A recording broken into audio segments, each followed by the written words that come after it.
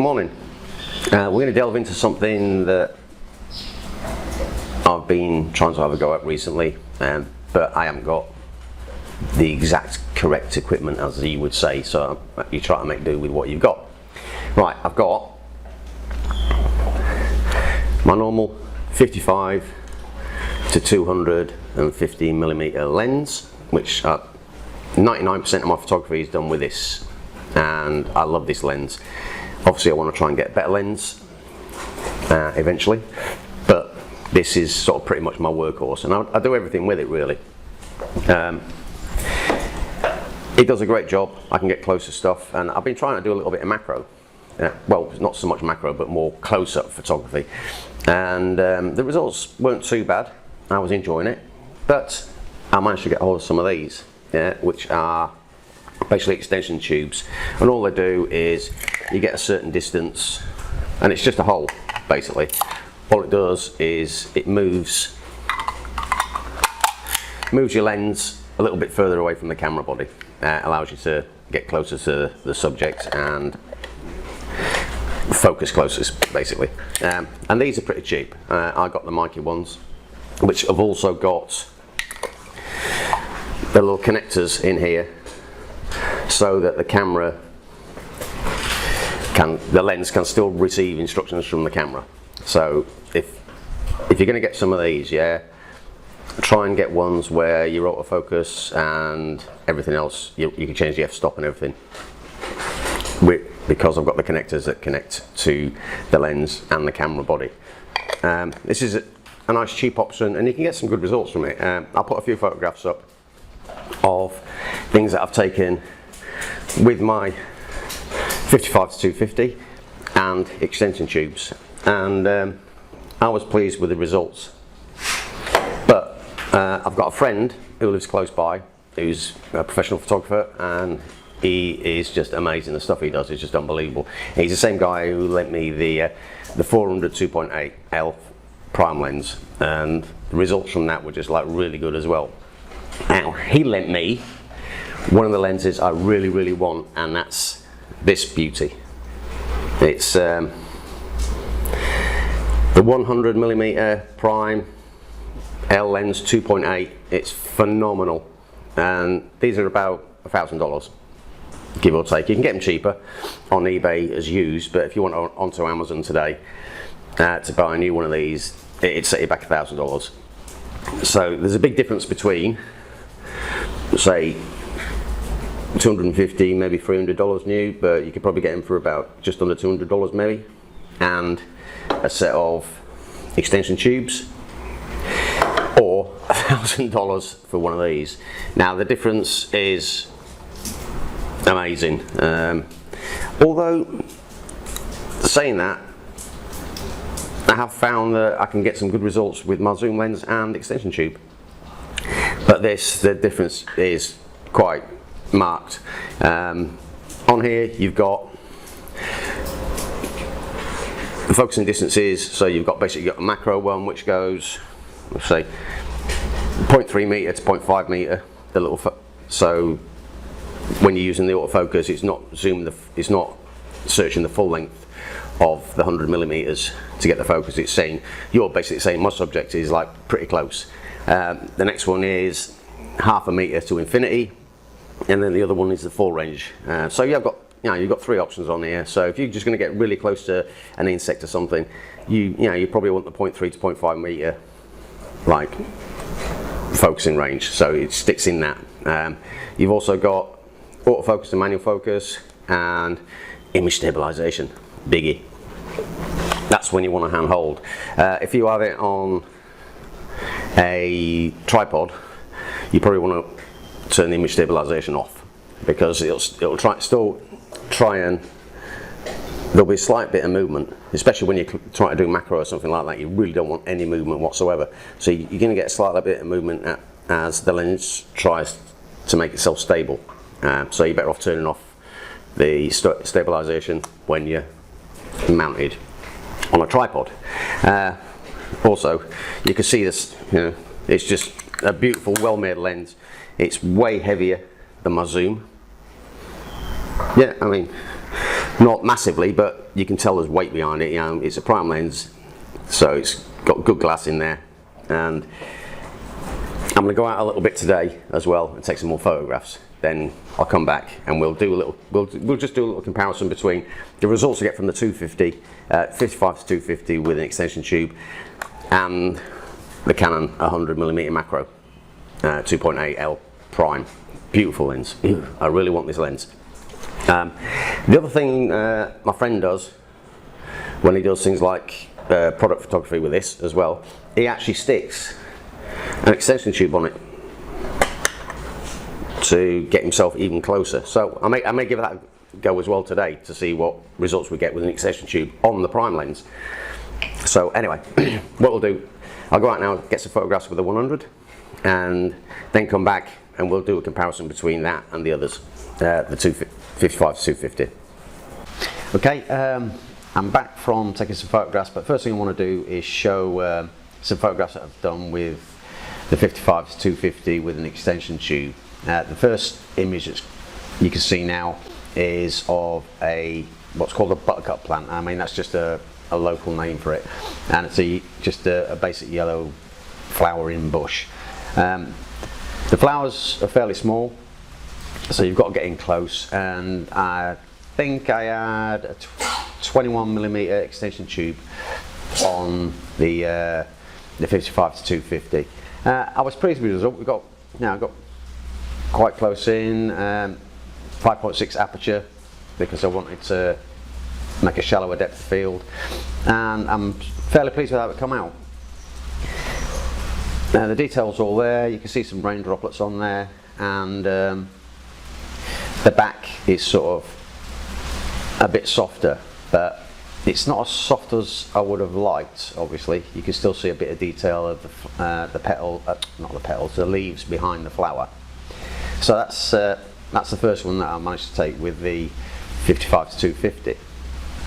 Okay, the second one is of what we call a garden dewdrop, and these flowers are tiny. The colour come out really well. I was pleased with the actual out of focus background on it, and again it's the same. It's a 250 lens, 55 to 250 lens with 21mm extension tube on it, and I was actually pleased with, fairly pleased with the result. The colours are nice and vibrant. The background was nice and soft. I mean, I obviously had to move around a little bit to try and find the best background possible, and now there's a helicopter going overhead.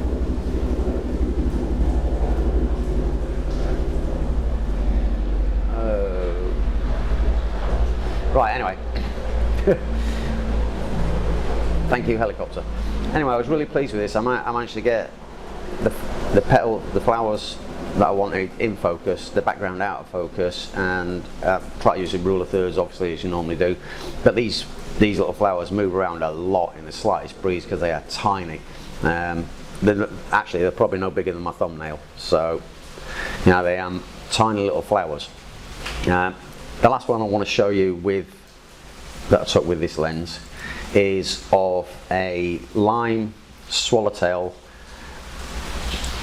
butterfly caterpillar. So this is obviously the caterpillar before it becomes the butterfly, and again, use extension tube, got really close in, got some really good detail out of it. The background is fairly soft. I might have preferred it a little bit softer, but you take what you can, and it's eating its way through one of the leaves on our little orange tree at the moment. There seems quite a few of these around, and the colours on it came out really well. I was really pleased with the result from this one. So basically that's the first three shots that I've got, and those are the ones that I took with the 55 to 250 and a 21mm extension tube. So next we'll have a look at the Canon 100 f2.8, and we'll have a look at the differences that you can achieve with that lens. Okay, so we've got a series of photographs coming up now that I took with the 100mm prime lens, and I really enjoyed that lens. It is a phenomenal lens, and if I had the choice of the two, try to do macro with the zoom lens and the extension tube, or with the 100mm, I'd obviously plumb for the 100mm, but then you've just got to balance out for the cost. Right, the first photograph that I'm putting up now is of basically it's a citrus root weevil. That's a local name for it. A tiny little bug, and if you look on the left hand side, you'll actually see basically a bud of one of the yellow flowers that I took a picture of with a 250, and he came out really well. But this was a 2.8 depth of field. The background's beautiful, but what I did notice, because the depth of field is so shallow, it's like wafer thin. If the bug or whatever you're trying to photograph isn't basically perpendicular to you, you're going to have parts of it out of focus. So as a part of a learning process, I found out that the actual back of the animal, the body of the insect, was actually pin sharp. It's beautiful, but the head and the antennae were a lot softer. But because it looks good just as a more of an environmental shot, I actually really like that, and I kept it as a keeper, as it were, even though the head's a bit softer. But I really did like the result that I got from that lens doing that. Okay, the next one is a tiny little white flower. I mean, slightest bit of breeze and it just sways about all over the place. It took me ages sitting on the edge of some grass trying to get a shot of this. And again, I didn't want to zoom right in on the flower itself. I wanted a little bit of the environment around it, and as you can see behind, it's really nice and soft. The bokeh is really nice, and everything apart from basically the leaf on the bottom left hand side and the white flowers are pretty much like out of focus, because this is again at 2.8 millimeter. So I'm trying to wean myself off 2.8 millimeter just so that I can get a better depth of field. This is one thing, you've got 2.8 f2.8, sorry, not 2.8 millimeter, f2.8. You've got this really wide open aperture and you really want to use it, but it's not the best thing to use. It's great in low light situations, possibly, but you really have to be careful on depth of field because of it. Anyway, the next shot is, these are some tiny little yellow berries that are on a bush that's sort of like on the edge of our back garden, and they are minuscule. And as I said before, I actually put a 13mm extension tube on the 100mm lens, and the detail came out amazing.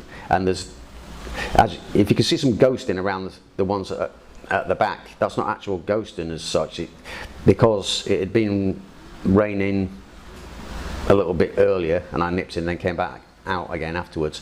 There's all this water just running between the berries, and I'm just so like outstanding. It's just amazing. These berries are minuscule, tiny little things, and the detail on the ones at the front, or the center one at the front, was amazing. You can even see the water running across the top of the one below it. It's like just really good. So I love this lens, but again, 2.8.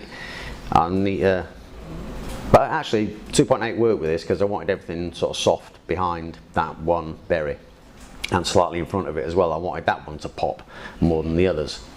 So yeah, and this is with the extension tube, so I thought I'd give it a go with an extension tube because that's what my friend advised. He says just try it with an extension tube so you can get even closer, and you'd be surprised, but just don't go mad. So I think this was the 13mm extension tube I put on there for my little set. Right, the next one we've got is of a bee.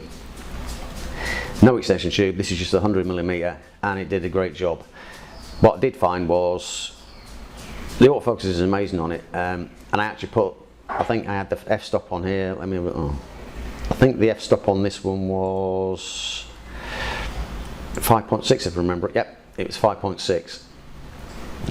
So what I wanted to do was increase the depth of field on it so that I could get more of the bee in. I'd learned earlier with the 2.8 that I just couldn't, no matter what you focus on something like the bee, if it's not exactly perpendicular to you, part of it's going to be out of focus.